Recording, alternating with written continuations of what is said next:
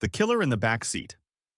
In the mid-1960s, a terrifying case unfolded in New York that gave birth to one of the most chilling urban legends, the killer in the backseat. A woman named Mary Andrews noticed a car tailing her late at night, its driver flashing his headlights repeatedly. Panicked, she pulled into a gas station. The attendant rushed out and whispered for her to get out of the car immediately. When police arrived, they found a man crouched in the back seat clutching a large knife. He had been waiting for the right moment to strike. Similar cases emerged in Texas and California where attackers used the same tactic. The legend endures because it's rooted in fact. Authorities now warn drivers to always check their cars before getting inside. It's a reminder that the most dangerous threats aren't always on the road ahead. They can be hiding silently behind you. The call is coming from inside the house. In March 1950, 13-year-old Jeanette Chrisman was babysitting in Columbia, Missouri when she phoned police. Someone, she said, was trying to break in. The line went dead. Hours later, the child's employers returned to find her brutally murdered. Investigators concluded the attacker had likely been inside the house when Jeanette made the call. 2 decades later, similar attacks on babysitters across the Midwest kept the story alive. The idea that a killer could already be inside the house became a national obsession, inspiring films like When a Stranger Calls. What makes this legend so disturbing is that it flips the idea of safety. Your own home, the one place you should be secure,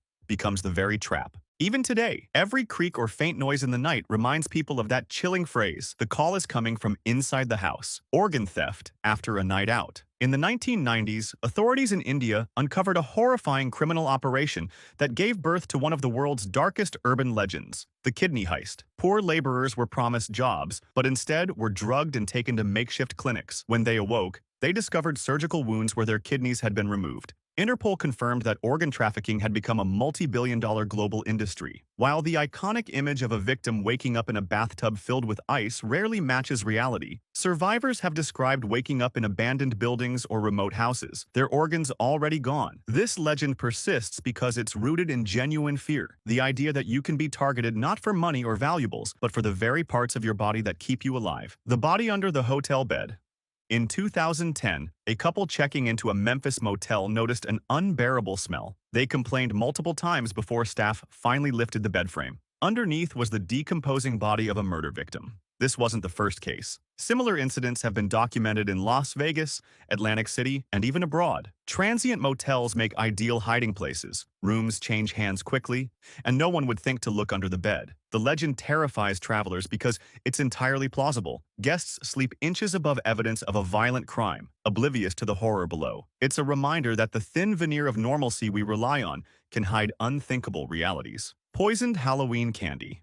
In 1974, on Halloween night, Texas father Ronald O'Brien handed his children Pixie Stix candy laced with cyanide. His 8-year-old son Timothy ate one and died within hours. To cover his crime, O'Brien distributed poisoned candy to other children, hoping to disguise his intent and collect life insurance money. This single act sparked nationwide panic about Halloween candy tampering. Police and parents began checking every treat for pins, razors, or poison. Though most reports turned out to be hoaxes, the Candyman case was tragically real.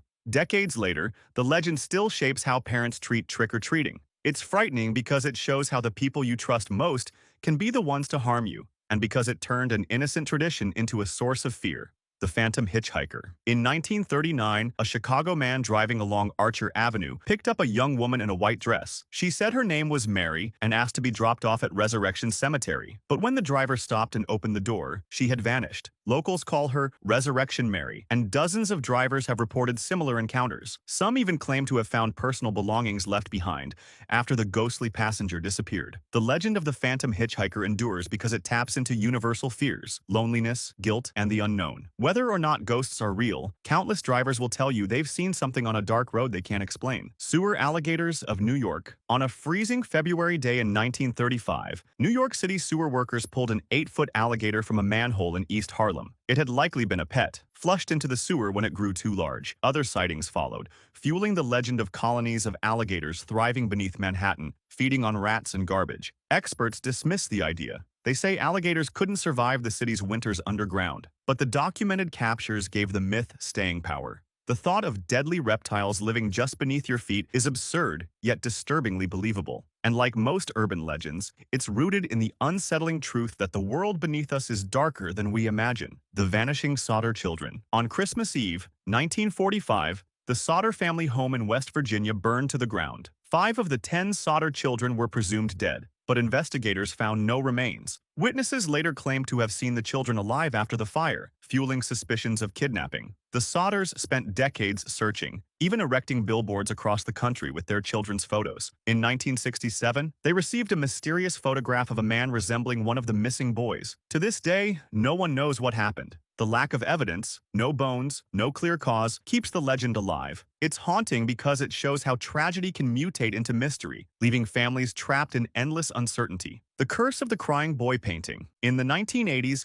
British firefighters began noticing a strange pattern. After devastating house fires, one thing often remained untouched: cheap prints of a painting known as the Crying Boy. Tabloid newspapers called it cursed. Panicked homeowners mailed their paintings to fire stations to be destroyed. Experts later revealed the prints were coated in fire-retardant varnish, explaining their survival. But the legend had already taken hold. The idea that an object could carry doom captured imaginations worldwide. Even today, some refuse to hang the image in their homes. It's a perfect example of how superstition can spread faster than the truth. The Slender Man stabbing. In 2014, two 12-year-old girls lured their classmate into the woods in Waukesha, Wisconsin. They stabbed her 19 times, later telling police they believed they had to kill to appease a fictional internet character called Slender Man. The victim survived, crawling to safety, but the case horrified parents and psychologists alike. It was a stark reminder of how online myths can warp young minds. Slender Man was created as a piece of internet horror fiction,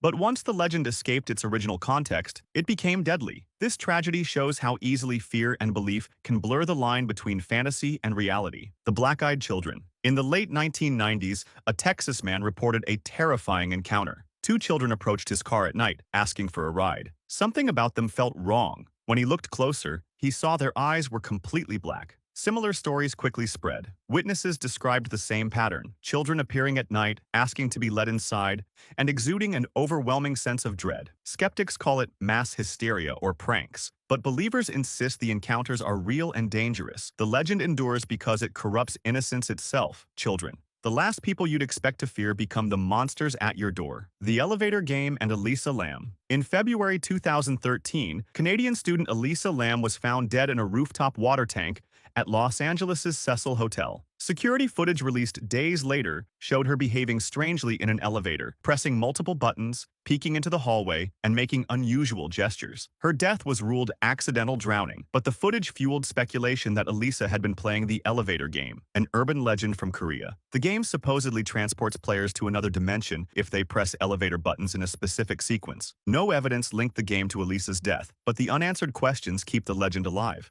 It's a reminder of how mystery, tragedy, and the internet can combine to create stories that feel larger than life.